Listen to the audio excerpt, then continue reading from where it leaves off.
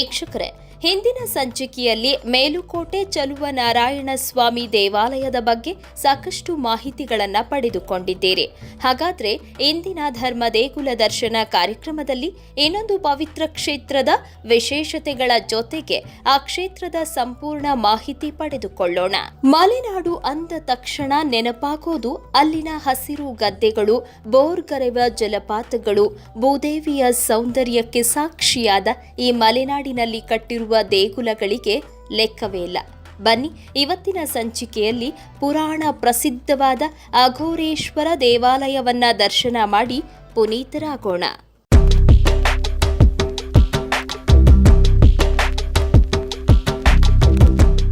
ಕೆಳದಿಯನ್ನಾಳಿದ ದೊಡ್ಡ ಸಂಕಣ್ಣ ನಾಯಕನ ಕಾಲದಲ್ಲಿ ಈ ಅಘೋರೇಶ್ವರ ದೇವಾಲಯವನ್ನ ನಿರ್ಮಾಣ ಮಾಡಲಾಗಿದ್ದು, ದೇಗುಲದ ಎರಡೂ ಬದಿಗಳಲ್ಲಿ ಕೆರೆಗಳಿದ್ದುದರಿಂದ ಈ ಊರಿಗೆ ಇಕ್ಕೇರಿ ಎಂದು ಕರೆಯಲಾಗುತ್ತೆ. ಈ ದೇವಸ್ಥಾನವನ್ನ ಹೊಯ್ಸಳ ಮತ್ತು ಕದಂಬ ಶೈಲಿಯಲ್ಲಿ ನಿರ್ಮಾಣ ಮಾಡಲಾಗಿದ್ದು, ಹೊಂಬುಚದ ವೆಂಕಟಯ್ಯ ಎನ್ನುವ ಶಿಲ್ಪಿಯು ಈ ಸುಂದರವಾದ ದೇಗುಲವನ್ನ ಕೆತ್ತಿದ ಶಿಲ್ಪಿಯಾಗಿದ್ದಾರೆ. ದೇಗುಲವು ಸುಂದರವಾದ ಗರ್ಭಗೃಹ, ಅರ್ಧ ಮಂಟಪ, ಮುಖಮಂಟಪ ಮತ್ತು ಅಂತರಾಳವನ್ನ ಹೊಂದಿದೆ.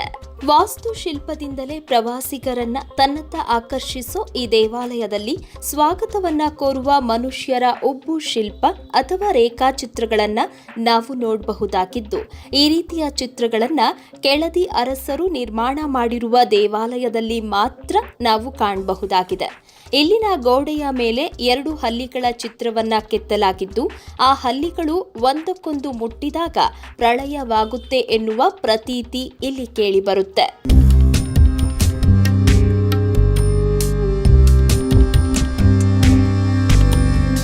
ಈ ಕ್ಷೇತ್ರದಲ್ಲಿ 32 ಕೈಗಳುಳ್ಳ ಅಘೋರೇಶ್ವರನ ಉತ್ಸವ ಮೂರ್ತಿ ಇದ್ದು, ಮೂಲ ಗರ್ಭಗೃಹದಲ್ಲಿ ಈಶ್ವರನ ಲಿಂಗವನ್ನ ಪ್ರತಿಷ್ಠಾಪನೆ ಮಾಡಲಾಗಿದೆ.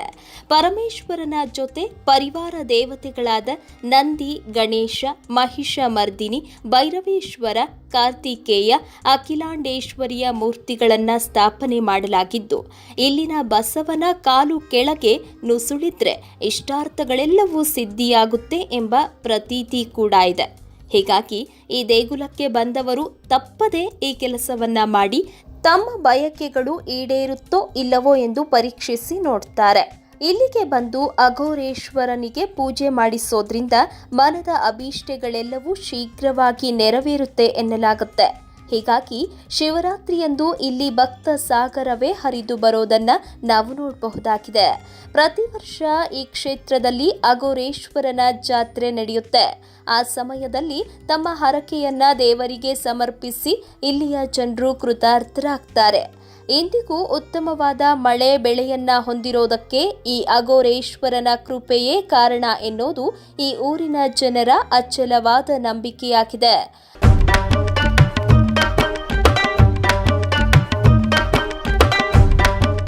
ಅದ್ಭುತ ವಾಸ್ತುಶಿಲ್ಪದಿಂದ ನೋಡುಗರ ಮೈ ಮನದಲ್ಲಿ ರೋಮಾಂಚನವನ್ನುಂಟು ಮಾಡುವ ಅಘೋರೇಶ್ವರನ ಈ ದೇವಾಲಯವನ್ನ ಬೆಳಗ್ಗೆ 6 ಗಂಟೆಯಿಂದ ಸಂಜೆ 6 ಗಂಟೆವರೆಗೆ ದರ್ಶನ ಮಾಡಬಹುದಾಗಿದ್ದು, ಇಲ್ಲಿಗೆ ಬರುವ ಭಕ್ತಾದಿಗಳು ದೇವರಿಗೆ ಬಿಲ್ವಾರ್ಚನೆ, ಮಂಗಳಾರತಿ, ರುದ್ರಾಭಿಷೇಕ, ಹಣ್ಣು ಕಾಯಿ ಸೇವೆಗಳನ್ನ ಮಾಡಿಸಬಹುದಾಗಿದೆ.